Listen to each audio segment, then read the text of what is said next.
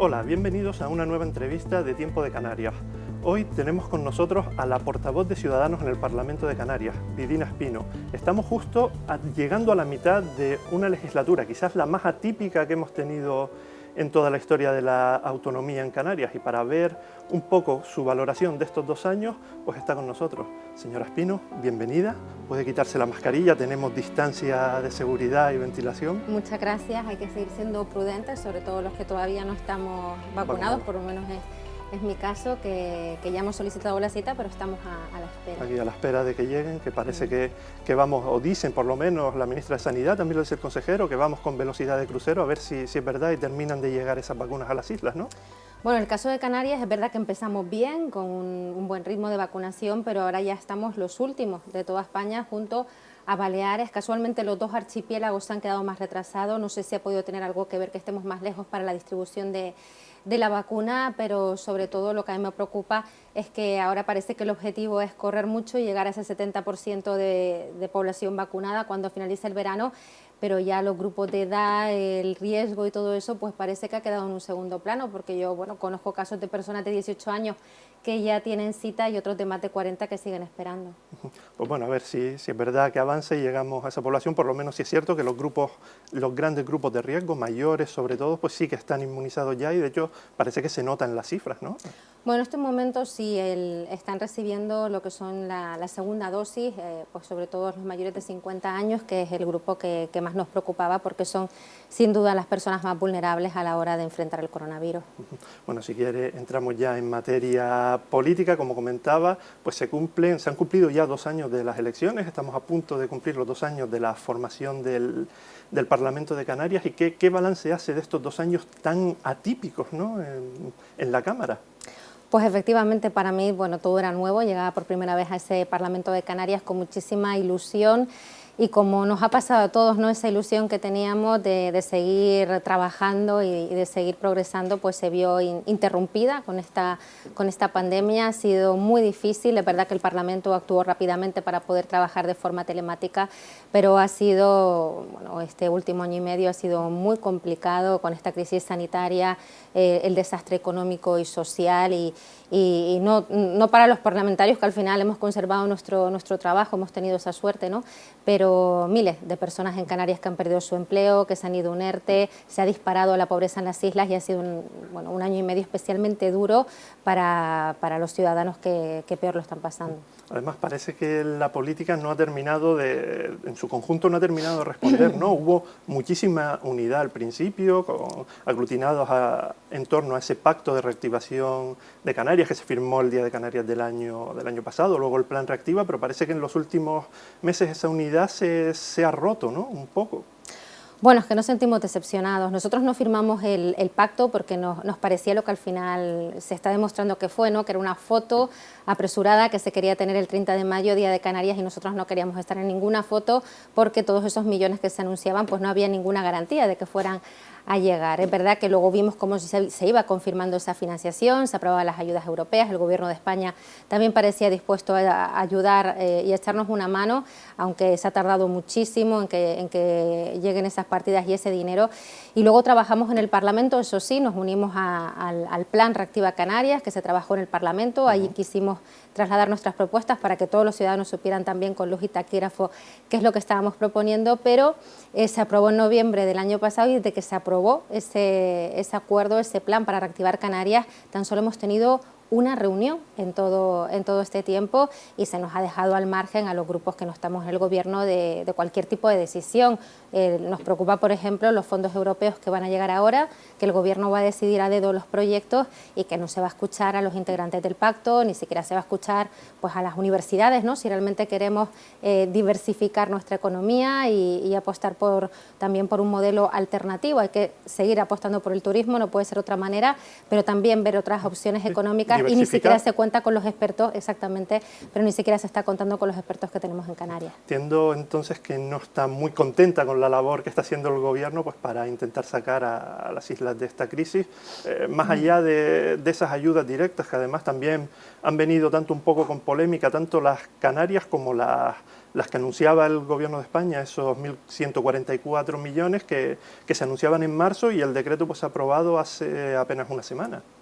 Así es, nosotros desde el primer minuto quisimos colaborar, ayudar al Gobierno de Canarias y en todos los decretos que se han ido aprobando fuimos presentando enmiendas. Desde los primeros decretos que aprobó el Gobierno en marzo del año pasado, el Gobierno de Canarias, nosotros ya proponíamos ayudas directas a fondo perdido para los autónomos y las pequeñas y medianas empresas de Canarias y no aceptaron nunca nuestras propuestas. Han tardado un año, en marzo hasta marzo de este año, que no se aprobaron esos 84 millones de euros de ayudas directas del Gobierno de Canarias y que todavía no llegan, siguen atascados. Han llegado apenas 20 millones de los 84 millones que hay y ya se ha aprobado un segundo decreto, que son esos 1.144 millones de euros, y lo que nos preocupa viendo el precedente anterior es que ese dinero tarde en llegar y el problema está en que si no se da el dinero hay que devolverlo al Gobierno de España si no se gasta de aquí el 31 de diciembre, y además también hay que pagar pronto porque ya hay muchísimas empresas que ya no tienen músculo para resistir, y a eso se le añade que en octubre se acaba la moratoria fiscal del Gobierno de Canarias y que se van a tener que pagar los autónomos y las pequeñas y medianas empresas de Canarias, van a tener que desembolsar nada menos que 240 millones de euros en pago de impuestos al Gobierno de Canarias, que en toda esta crisis, ni el año terrible que pasamos el año pasado, ni en este año ha perdonado ni un solo euro en impuestos, ni siquiera aquellas empresas que estaban en pérdidas. Y de hecho eso nos lleva a la otra cara de la crisis, que es la cara social, con esas familias que han perdido su trabajo o que están en ERTE y que no son ingresos suficientes pues, para llegar al fin de mes. Y en esta materia también la hemos visto muy combativa con la consejera de Derechos Sociales, con Noemí Santana, a la que acusaba pues, de tener un paraguas lleno de agujeros. Sí, ese paraguas social el que ella habla, digo, pues será un paraguas lleno de agujeros porque la gente se sigue mojando, la gente lo sigue pasando mal. El Gobierno aprobó un ingreso canario de emergencia, que fue una ayuda puntual y que además pues muchísima gente quedó fuera porque solo se tuvieron en cuenta los ingresos del mes de marzo. Es decir, del mes de marzo del año pasado, el inicio de la crisis. Si tú tuviste dificultades económicas o te quedaste ya sin trabajo a partir de ese tiempo, te quedaste fuera de la ayuda. Nos decían, no se preocupen que aprobamos la renta ciudadana en octubre del año pasado. La renta no ha llegado al Parlamento de Canarias. No se preocupen que es que viene el ingreso mínimo vital. 64.000 familias que solicitaron en Canarias el ingreso mínimo vital han sido rechazadas por el Gobierno de Sánchez y de Podemos, de la señora Yolanda Díaz, así que muchísimas familias de las islas se han quedado sin cobertura. Si a eso le sumamos que de por sí las ayudas que tienen que dar por derecho a los ciudadanos, como son las de la ley de dependencia, también están atascadas, que tenemos a 25.000 canarios esperando por una ayuda a la que puede que tengan derecho y algunos ya tienen incluso el derecho reconocido y no se les paga, pues la situación es realmente dramática. Bueno, la consejera dice que es que tienen falta de personal y no pueden atender todas esas peticiones en el tiempo que marca la ley. Sanidad y Educación fueron capaces de contratar durante el año pasado nada menos que en total a 7.000 empleados públicos, y la Consejería de Derechos Sociales fue absolutamente incapaz de contratar a trabajadores durante el año pasado, que fue el año, digamos, más calamitoso, aunque las circunstancias difíciles continúan hasta ahora, para sacar adelante pues las ayudas, los expedientes, y sobre todo yo creo que se confió todo al Gobierno del señor Sánchez y a la señora Yolanda Díaz con ese ingreso mínimo vital, y lo que han hecho Podemos y el Gobierno de Sánchez es dar con la puerta en las narices a todos aquellos canarios que lo estaban pasando mal y que reclamaron esa ayuda. Sí, porque nombraba usted precisamente el ingreso, la renta ciudadana canaria, que tendría que haber llegado al Gobierno y las últimas previsiones, al Parlamento, perdón, y las últimas previsiones es que igual llegue a finales de este año, con lo cual no comenzaría a desplegarse, si todo va bien, pues prácticamente hasta finales del próximo año, principios de 2023. Claro, es que el problema está siendo todo ese retraso en las ayudas, es decir, si el enfermo está ahora, si la economía está enferma ahora, si las familias lo están pasando mal ahora, la ayuda tiene que llegar ahora. ¿De qué va a servir pues una vez que pasemos esta situación, cuando se recupere el turismo? Hay que aplicar las ayudas ahora precisamente pues para ayudar a que no se siga destruyendo empleo, que las empresas puedan resistir. La única solución que se les dio a las empresas durante todo el año pasado es que recurrieran a la deuda, a endeudarse, que pidieran préstamos, y además hay que decir que les ponen unos requisitos pues demasiado exigentes a las empresas. Es que incluso para pedir el préstamo del Aval Canarias le exigen a las empresas estar al corriente de todas sus deudas con la Seguridad Social, con la Agencia Tributaria Canaria, con la Agencia Tributaria Estatal, y lo mismo en todos los decretos que han ido aprobando. Son inflexibles con las empresas. Ocurre con las ayudas de los 1.144 millones también, que se exigen no tener deudas con la administración para casi que es como ese aforismo que hay, que el banco solamente te da dinero cuando demuestras que no lo necesitas, ¿no? Exacto, a las que estaban mejor, ¿no?, cuando llegó este momento, a las que no tenían esas deudas, pero es que además se les exige que en el caso de las pérdidas de facturación que sean superiores al 30%, es decir, si has tenido pérdidas que los números cuadran y te dan un 28%, pues te quedas fuera de las ayudas. Y sin embargo, se ha sido inflexible con las empresas y con los autónomos, y sin embargo el Gobierno de Canarias, para lo que a ellos les ha convenido, ha sido flexible. Por ejemplo, aprobaron decretos en los que flexibilizaban la ley de contratos públicos para poder contratar sin concurso y de forma urgente, sin concursos públicos, pues millones de euros. Lo vimos, por ejemplo, en el caso de un contrato que se hizo de más de 1 millón de euros sin concurso para traer desde China material sanitario, y que se contrató una empresa además que no tenía licencia para volar. O sea, hasta eso ha ocurrido, y el Gobierno, bueno, ellos pueden ser flexibles, ellos pueden saltarse o flexibilizar, vamos a decir, las leyes cuando a ellos les conviene. Lo van a hacer también con las ayudas europeas, van a poder nombrar a dedo, contratar a personas a dedo para gestionar esas ayudas, también pues saltándose todo lo que tiene que ver con la normativa de la función pública, algo que tampoco ha gustado mucho a los representantes de los funcionarios, y sin embargo pues para el resto, para los ciudadanos, ellos son inflexibles. Cobran los impuestos, no perdonan un euro, y a las empresas les ponen unos requisitos pues realmente duros para llegar a recibir esas ayudas. Y por si fuera poco, toda la crisis económica y social derivada de la pandemia, nos encontramos el año pasado con la crisis migratoria, con ese repunte de la llegada de migrantes, y sobre todo con los menores inmigrantes que tiene que acoger Canarias, que se ha visto desbordada. También se ha mostrado muy crítica con la gestión de la Consejería en este asunto, si bien aquí habrá que reconocer que también nos hemos encontrado un poco con las puertas cerradas del Estado y del resto de comunidades autónomas.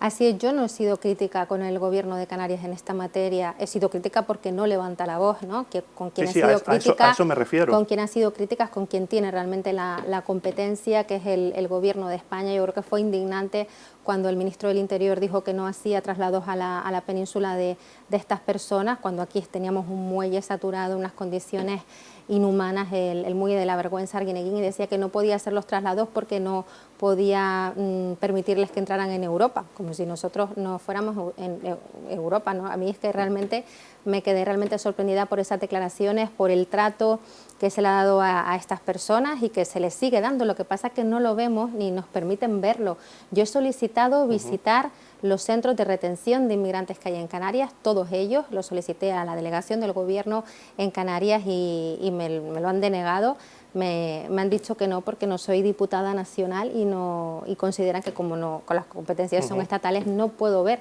lo que ocurre en esos centros, que sí que han visitado, por ejemplo, europarlamentarios. Sin embargo, en mi caso, diputada del Parlamento de Canarias, que represento a los canarios, se me ha denegado la entrada.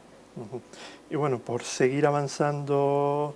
en temas, también criticaba hace unos días las políticas de igualdad del Gobierno, y voy a leer una frase que me llamó mucho la atención, que hablaba usted de un discurso lleno de palabras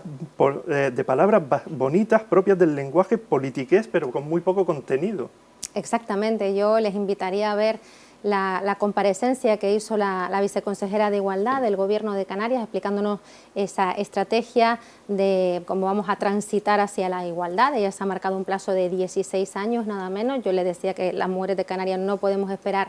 16 años con la situación que tenemos, y les invito a que lo vean. Es que solo habla de, pues estos son los objetivos, el tercer objetivo es cumplir el objetivo primero, implementar, desarrollar, o sea, todo ese tipo de palabrería que de verdad que yo huyo de ella, no me gusta nada, y porque es algo totalmente vacío. Entonces yo le ponía sobre la mesa, lo cual no me contestó, que en qué iba a ayudar esa estrategia igualitaria que ella presentaba, pues a esas madres de chamán, por ejemplo, a las que he conocido que van a pedir las tarjetas de alimentos a Cáritas para sus niños pequeños, a esas mujeres de más de 45 años que llevan muchísimo tiempo en el paro, no tienen oportunidades laborales, a esa madre que quiere trabajar pero no puede hacerlo porque no tiene una escuela infantil donde dejar a sus hijos. O sea, ¿en qué va a ayudar esa estrategia que ella nos ha presentado a ayudar realmente a estas mujeres a mejorar sus vidas, a las abuelas de Canarias que cobran esas pensiones no contributivas y que están luchando por salir adelante con una desigualdad absoluta porque han pasado su vida,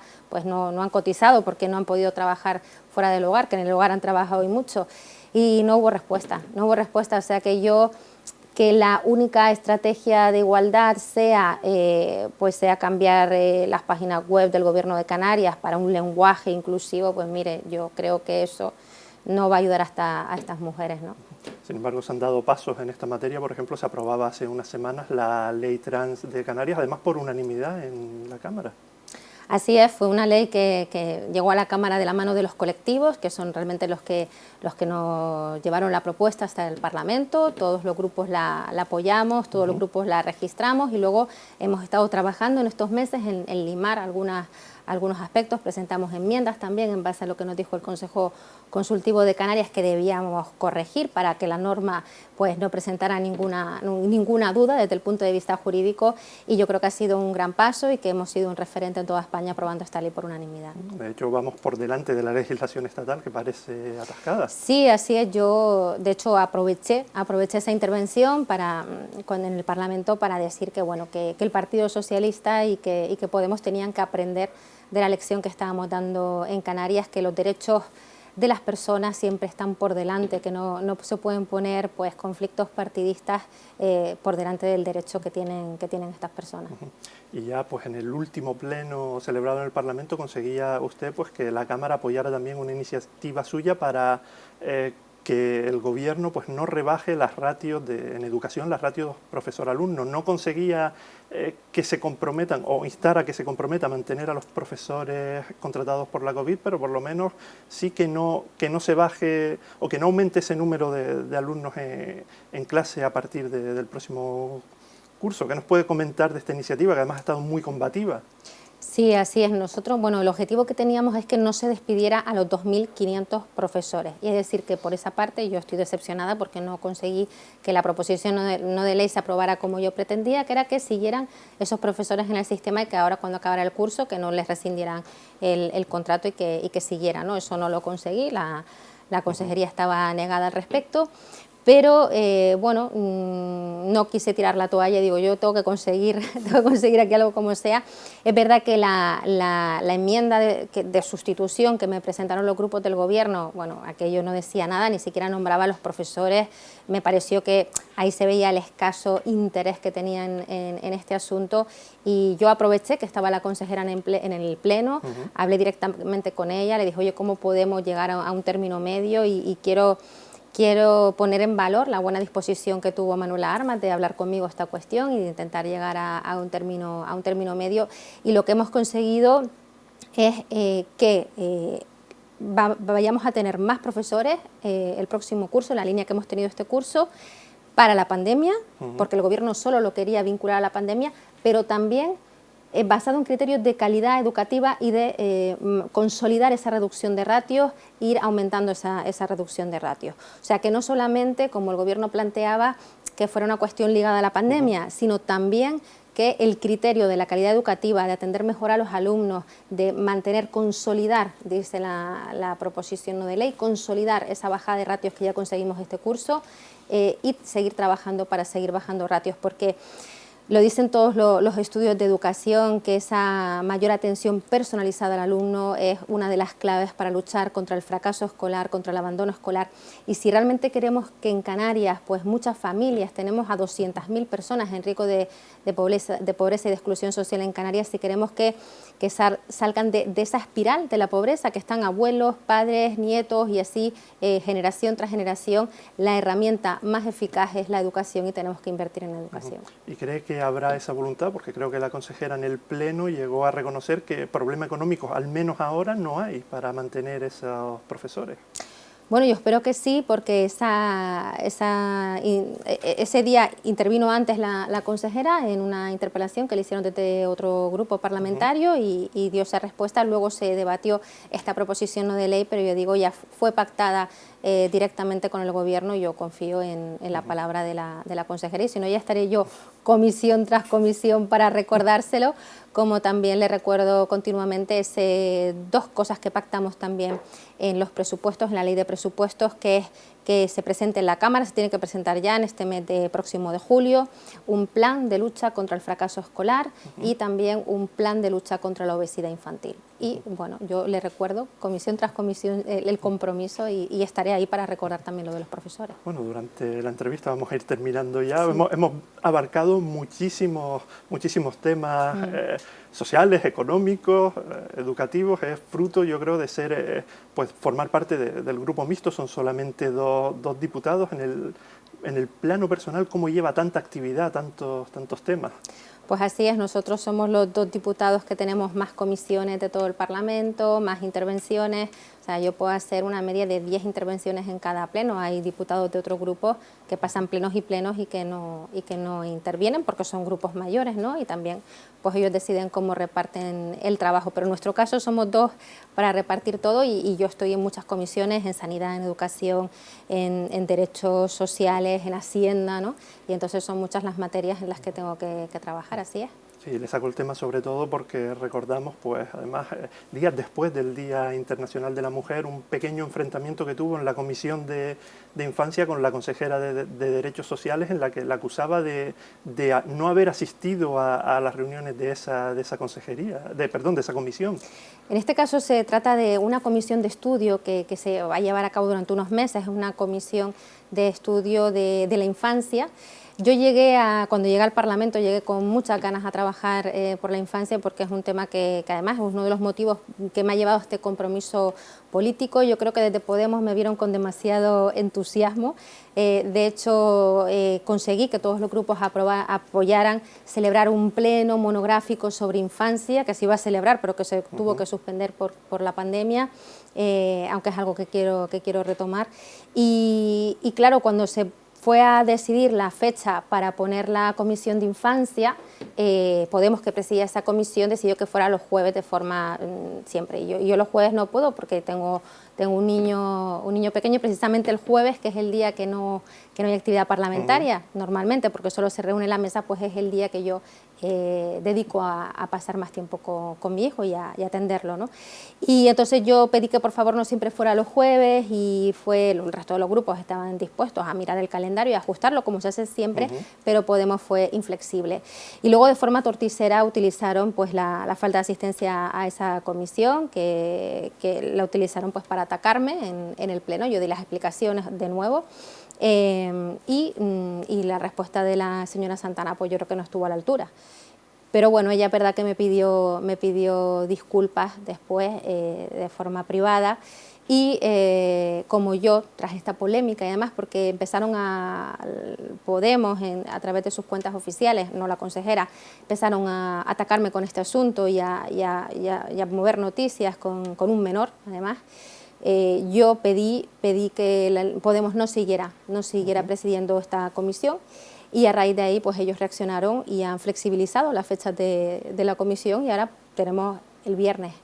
tenemos una comisión, ya no siempre son los jueves. ¿Y compensa, a pesar de estos episodios más o menos desagradables, la labor política? Pues uno tiene que resistir, ¿no? Pero yo creo que como todo en la vida, que tienes dificultades y tienes que resistir. Ahora para mí es muy importante poder dedicarle tiempo a mi hijo. Yo creo que la conciliación familiar consiste no en que otros cuiden de tu hijo, que muchas veces, o sea, los abuelos están ahí, ¿no? Que tienes que tirar de ellos y también, por supuesto, su padre, pero que tú también puedas pasar tiempo con tu hijo. Y claro, al tener el Parlamento en Tenerife y yo vivir en Gran Canaria, no es lo mismo que yo no puedo ir y volver en un momentito, yo tengo que coger un avión o un barco, mínimo son 2 o 3 horas de desplazamiento de ida y de vuelta y por eso es más complicada la conciliación. Pero salvo este incidente con Podemos, todos los demás grupos parlamentarios me apoyaron absolutamente, salvo este incidente con Podemos, pues todo ha ido con normalidad. Pues señora Espino, muchísimas gracias por haber estado con nosotros, por resumirnos un poquito esta intensa actividad parlamentaria y la emplazamos pues a volver con nosotros a seguir contándonos cómo va su labor de fiscalización al gobierno y esperemos que contribuyendo a mejorar un poquito la vida de los canarios que tan mal muchos de ellos lo están pasando en estos momentos. Sí, vamos a ver si empezamos a ver ya la luz al final del túnel, que todos tenemos mucha ganas. Gracias a ustedes. Pues nada, muchísimas gracias por haber estado con nosotros y a todos ustedes, pues como siempre, también muchas gracias por haber estado al otro lado y les emplazamos pues a la próxima entrevista de Tiempo de Canarias. Hasta entonces saben que pueden estar informados en nuestra página web, en tiempodecanarias.com y en nuestras redes sociales. Hasta la próxima vez que nos veamos, ya saben, sean felices.